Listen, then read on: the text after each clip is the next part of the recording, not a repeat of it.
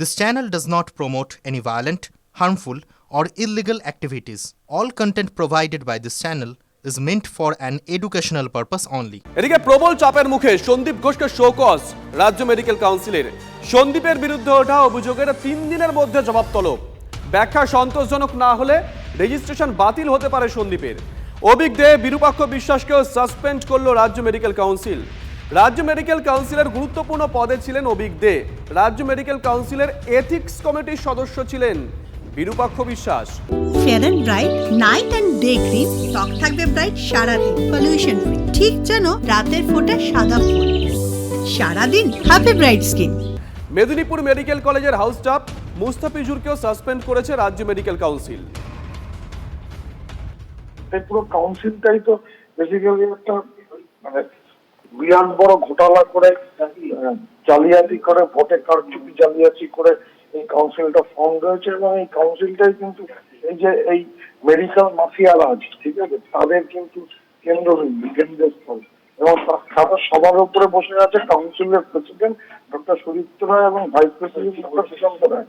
আর এই কোভিডদের বিরুদ্ধে হচ্ছে তাদের সাঙ্গপাঙ্গ বিরূপাক্ষ বিশ্বাস কাউন্সিলের ইলেক্টেড মেম্বার নয়, ও পেলানার এথিক্স কমিটির মেম্বার। যে প্রেসিডেন্ট বরখাস্ত করছে তিনি নিজেই তো অভিযুক্ত, যে ভাইস প্রেসিডেন্ট বরখাস্ত করছে তিনি তো ক্রাইম সিনে ছিলেন, তিনিও তো অভিযুক্ত।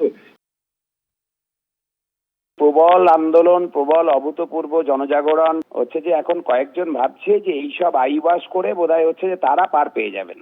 আসলে তো এই মেডিকেল কাউন্সিলটা হচ্ছে সমস্ত দুর্বৃত্তদের আড্ডা। যিনি সভাপতি রয়েছেন তিনি এখন সন্দীপ ঘোষকে শোকজ করছেন, তাকে কে শোকজ করবে সেটার তো জবাব দিতে হবে। তিনি দায় এড়াতে পারেন ওই বায়োমেডিক্যাল বর্জ্য নিয়ে যে সন্দীপ ঘোষ যে দুর্নীতিটা করছে, মৃতদেহ বিক্রির যে ব্যবসা সন্দীপ ঘোষ ওখানে পেতেছেন, তিনি দায় এড়াতে পারেন। তাকে সমেত ফাঁকি সহ বিসর্জন দিতে হবে পুরো মেডিকেল কাউন্সিলকে। এই ক্রাইম সিন যারা ধ্বংস করেছে, সারাদিন ওই দিন আরজিকর মেডিকেল কলেজে সন্দীপকে গার্ড করে গেছেন যিনি, তিনি আজকে সন্দীপকে শোকজ করে আইওয়াস করতে চাইছেন। নিশ্চয়ই আপনাদের মনে আছে গতকাল আমরা ক্যানিং এ সন্দীপ ঘোষের বিলাসবহুল একটা ভিলার ছবি দেখিয়েছিলাম। ক্যানিং এ ভিলার পর বেলেঘাটার সন্দীপের আরো 2টো ফ্ল্যাটের হদিশ। বাড়ি তো ছিলই, আরো 2টো ফ্ল্যাট। বেলেঘাটা আইডি হাসপাতাল সংলগ্ন আবাসনে 2টি ফ্ল্যাট সন্দীপের। এই 2টো ফ্ল্যাটে আনাগোনা ছিল সন্দীপের, স্বীকার করেছেন কেয়ারটেকার। আবাসনে রাখা গাড়ি মাঝে মধ্যেই নাকি সন্দীপ ব্যবহার করতেন। 2টি ফ্ল্যাটের একটি অফিস হিসেবে ব্যবহার হতো দাবি কেয়ারটেকারের। বেলেঘাটার অফিস ফ্ল্যাটে কি কাজ হতো জানতে মরিয়া এজেন্সি। ফ্ল্যাট গাড়ি কেনা কি দুর্নীতির টাকায়, খতিয়ে দেখছি ইডি। একই পাড়ায় বাড়ি থাকা সত্ত্বেও 2টো ফ্ল্যাট কেন কেনা হয়েছিল, এই প্রশ্নই এখন ভাবাচ্ছে কেন্দ্রীয় তদন্তকারী এজেন্সিকে। সঞ্জীব ঘোষের আর কি দোকান আসতেন সন্দীপ ঘোষ খুব কম, বেশি খুব কম। ওই এসে অফিস ঝেড়ে দিত বা চলে যেত। আর অফিস আছে কেন? হ্যাঁ, নিচে অফিস আছে তো। না মানে এই যে ফ্ল্যাট দুটো আছে, ফ্ল্যাট একটাই আছে, একটা অফিস আছে আর কি। কিসের অফিস এটা? এমনি অফিস করেছে। এই নিচতলাটা? হ্যাঁ, নিশ্চয়। হ্যাঁ, আর উপরেরটা ফ্ল্যাট। হুম।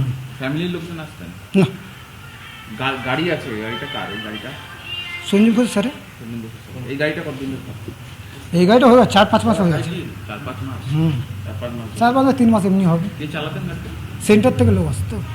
সন্দীপ বাবু চালাতেন? না না, স্যারে চালাবেন। উনি চড়তেন গাড়িতে? খুব কম, সন্দীপ বাবু বেশি গাড়িটা পড়ে থাকতো।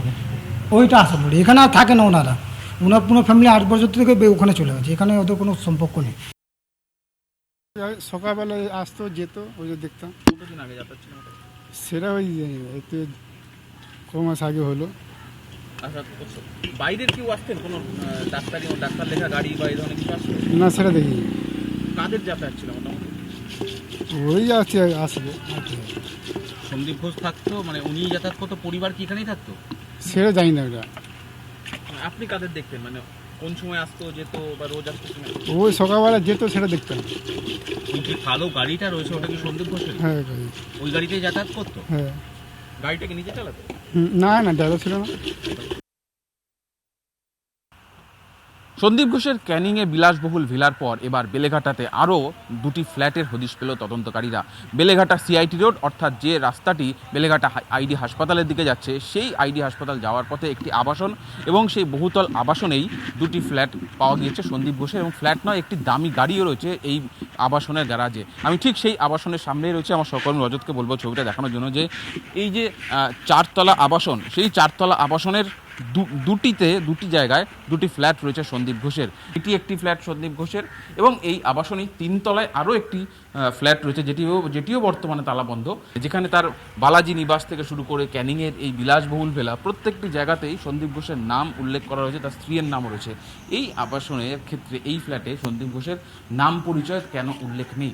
তাহলে কি লোকচক্ষুর আড়ালে রেখে এই সমস্ত বেআইনি কর্মকাণ্ড করার জন্যই সন্দীপ ঘোষ এই ফ্ল্যাটগুলিকে ব্যবহার করতেন?